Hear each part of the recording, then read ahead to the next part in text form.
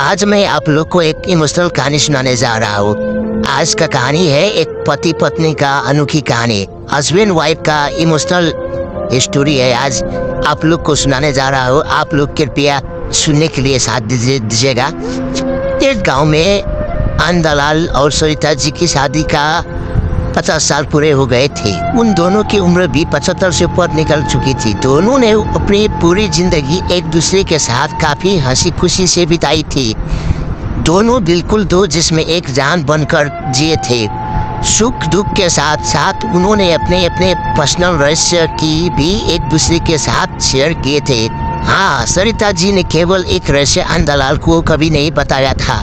सरिता जी ने अपने कबर्ड के सबसे ऊपर के खाने में एक जूता का बाकस रखा करती थी, जिसे किसी को भी, यहाँ तक कि खुद उनके पति को भी छूने की मनाही थी।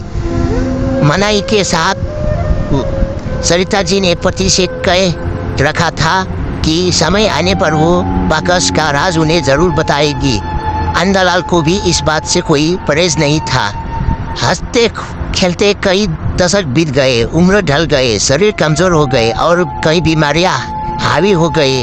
सरिता जी बीमारियों से जुड़ते जुड़ते हार मानने लगी। तब अपना आखिरी समय करीब है ये जानकर उन्होंने आनंदलाल को अपने पास बुलाया और अपने जीवन का वो एकमात्र राज जो उन्हें उनके कबर्ड में बंद था उसको उसके परिचित करवाए। सरिता जी ने अपने पति को उस बाकस को लाने के लिए कहा। आनंदलाल उस बाकस को लेकर आए और उसे ओपन किया तो वो देखकर हैरान हो गए कि उस बाकस में 2 खरोची हुई छोटी डॉल्स और ढेर सारे नोट पैसे थे। आनंदलाल ने सरिता से उन डॉल्स के बारे में पूछा।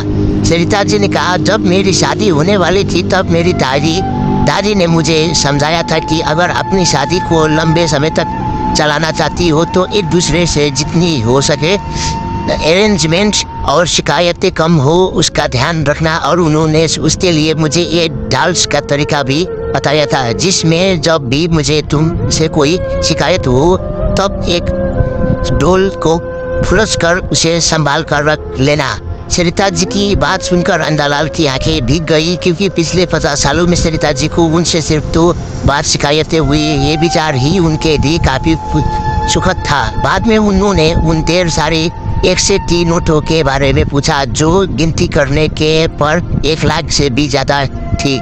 सरिता जी ने कहा कि ये नोट मैंने तब तक इस बाकस में डाली जब मैंने आपके साथ कोई खुशी या संतुष्ट के पल बिताए। आनंदलाल जी अपनी पत्नी को गले से लगाकर रो पड़े और बोले, मेरे किसी जन्म के पुण्य ही होंगे जिससे मुझे तुम पत्नी के रूप में मिली। दोस्तों, छोटी सी इस पति पत्नी की प्रेम कहानी में जो पत्नी ने तरीका अपनाया था, अगर हर पति पत्नी अपने जीवन में वही तरीका अपना ले तो हजारों रिश्ते जो छोटी छोटी बातों